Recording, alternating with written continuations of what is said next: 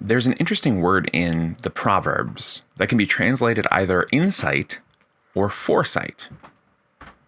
We try to make a pretty strong distinction between those two things in English, insight being something that you can discern about a number of inputs or a situation. Foresight is the ability to see things before they happen, to plan well. And yet there's only one word in Hebrew for them. Now, we could blame it, of course, on Hebrew just being a language that has a smaller vocabulary than English, because English just takes whatever words it wants from whatever language it wants. Or we could see that the two things are related. What is insight? Well, the way it's described in the commentary is the ability to see the things that are happening and then have the time to think through them. Do you have the time? Well, most of us don't. Maybe even the fact that this video is shorter than all the other videos that I generally do is allowing you to watch it because you don't have time. But the fact of the matter is we fill our time with all sorts of useless things. You know what yours are. I know what mine are. Do we have time? We could, if we wanted to be wise. But more often than not, we're foolish. And then we complain when we don't understand things, or things happened without us noticing. How did no one tell me about this, we say. Well, maybe because we didn't have the time to think about it. How does it connect to foresight?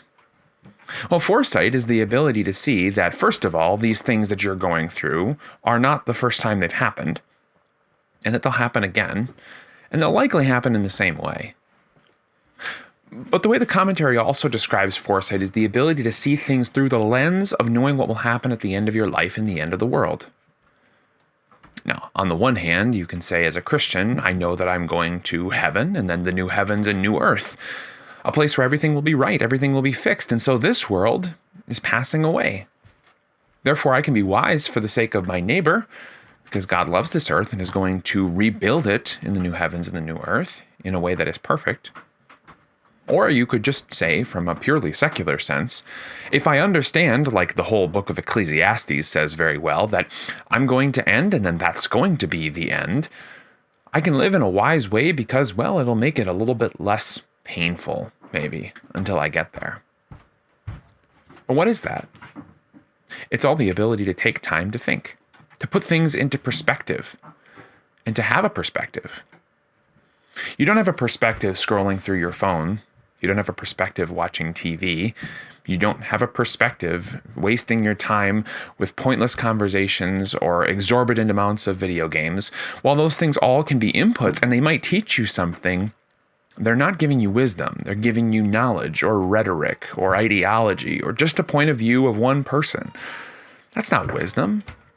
That's going back to what we said a couple episodes ago, that you're a fool if you're just listening to what everyone else tells you. Insight and foresight are the ability to think back, to reflect, to take time. It seems like a hot commodity right now. But for the person who wants to grow up, it's necessary.